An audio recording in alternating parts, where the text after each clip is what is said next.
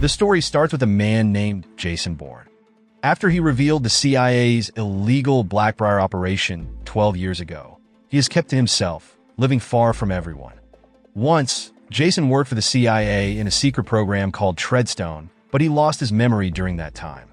Now he's struggling to get by, making money through street fighting. Even though he's trying to move on, he carries a heavy guilt over the people he was forced to kill. In Reykjavik, Iceland, there's Nicky Parsons. She used to work in the same CIA program, Treadstone, as Jason. Now, she's secretly hacking into the CIA servers to get some important files. As she dives into the files, Nikki discovers information about Jason's father, Richard Webb, who was also connected to the CIA.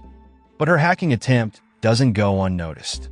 Heather Lee, a skilled CIA cyber expert, detects the breach. Heather quickly plants a tracking virus in the files Nikki has taken and even cuts off her power, leaving her in darkness. Fortunately, Nikki manages to save the files on a flash drive and escapes. Back at the CIA headquarters, Heather meets with CIA Director Robert Dewey and Edwin Russell, the head of American National Intelligence. At that moment, they discuss Nikki's recent hacking and her past actions in helping Jason escape from the CIA. Concerned about the information Nikki might have, Robert and Edwin decide to go after her, and Heather volunteers to lead the mission since she understands Nikki's hacking methods. While all this is happening, Jason is still busy with underground fights. During one of his matches, he notices Nikki in the audience. He finishes his fight quickly and heads to the dressing room, where he finds a note from her. The note tells him to meet her at the town square, where a large crowd is protesting. This way, they can blend in and avoid CIA agents who might be tracking them. Shortly after, Jason reaches the protest and searches for Nikki in the crowd. At the same time, Heather and her team have already located Nikki's position, and Robert has also sent a dangerous CIA agent known as the Asset to capture her. Among the protesters, Jason finally catches up with Nikki.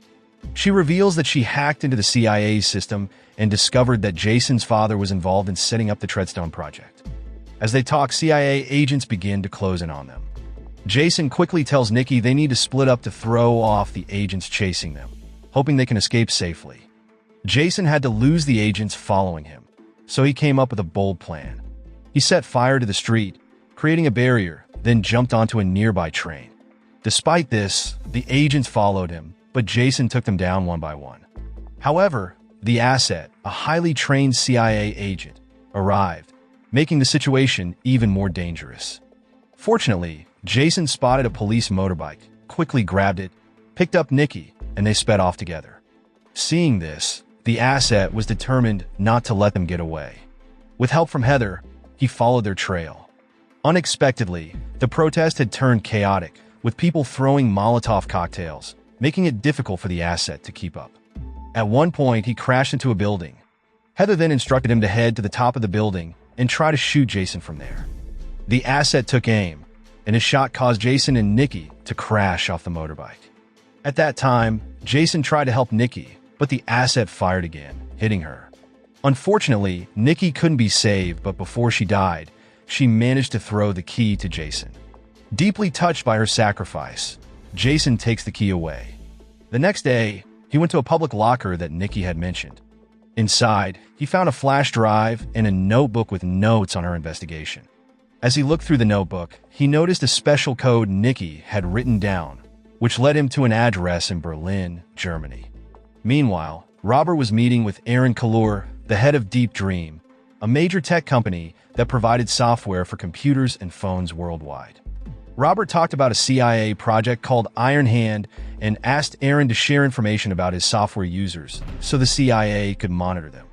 However, Aaron refused, saying the CIA's security wasn't reliable enough, and he didn't want to put his company at risk if this collaboration was exposed. Frustrated, Aaron left the meeting. The following day, after Aaron refused to cooperate, government officials arrived to investigate Deep Dream for possible information breaches. Aaron knew this was Robert's way of pressuring him. Angry and feeling betrayed, Aaron decided he would reveal the CIA's secret projects, including Iron Hand, during an upcoming speech in Las Vegas. Meanwhile, Jason arrived at the address hidden in Nikki's code. There, he found Christian Dassaw, the leader of a hacker group Nikki had worked with. As a result, Jason quickly asked Christian to open the files on Nikki's flash drive.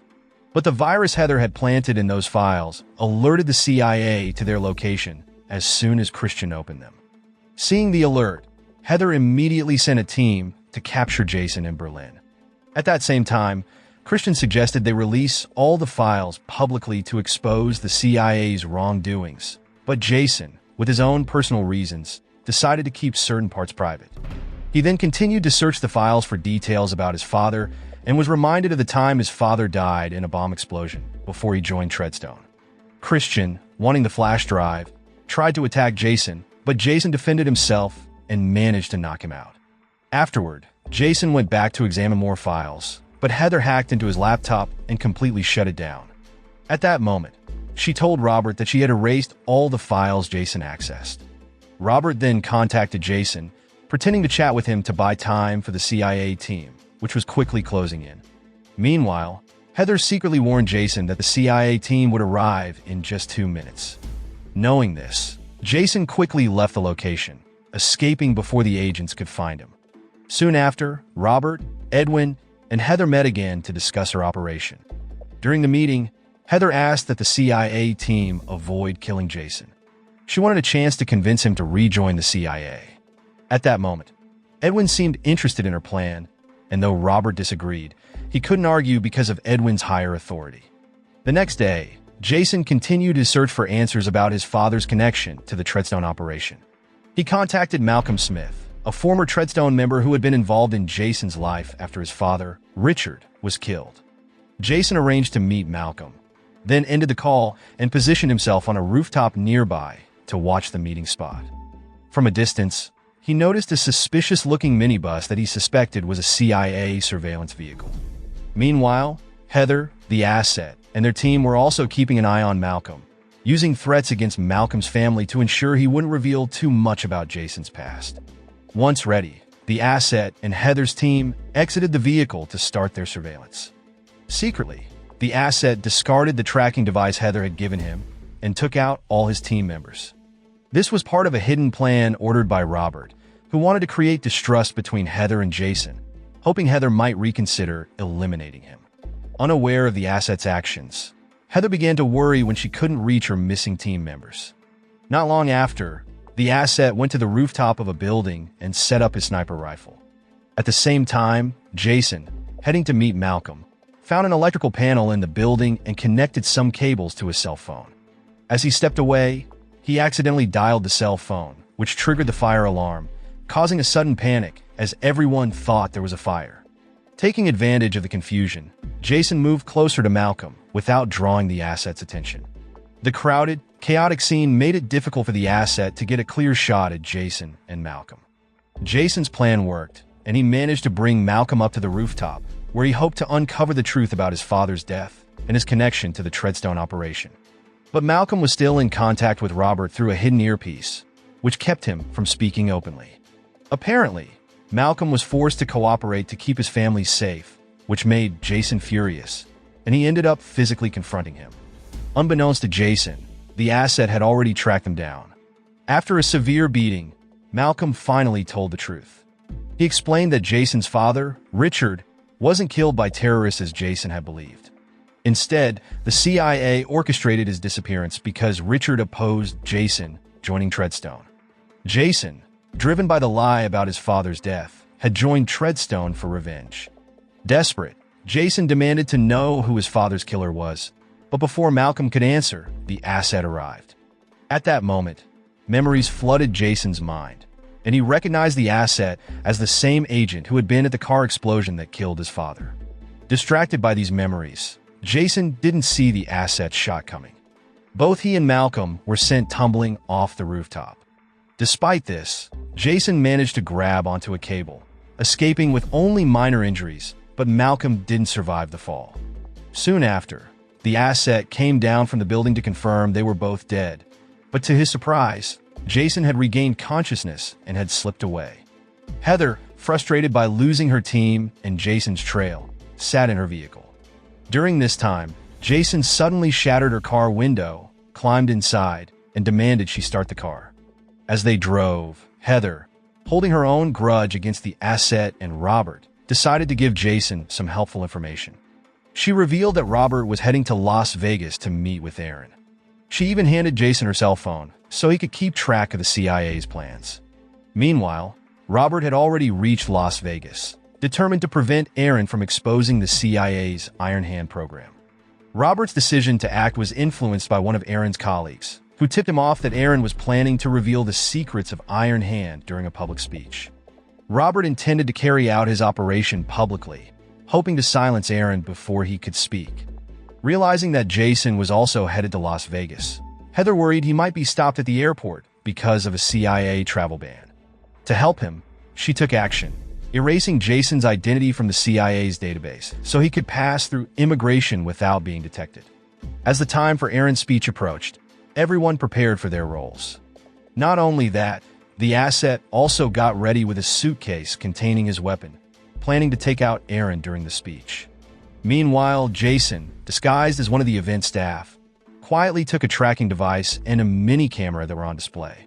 Moving quickly, he slipped the tracking device into Heather's pocket, asking her to secretly place it into Robert's pocket.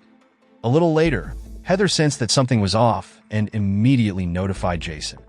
He rushed into the room where Aaron was speaking, surveying the area and noticing someone hiding behind an air vent. Just as Aaron was about to reveal the CIA's illegal actions, Jason redirected the stage lights toward the vent, disrupting the asset's aim.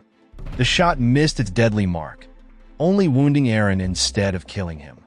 Panic broke out among the attendees, and the asset, realizing his cover was blown, shot some security guards before attempting to escape. At the same time, Robert quickly left the venue after realizing Jason was nearby. Using the tracking device Heather had placed in Robert's jacket, Jason tracked him as he made his way upstairs. Jason then disabled the elevator, preventing other bodyguards from reaching the top floor, and soon cornered Robert in his office.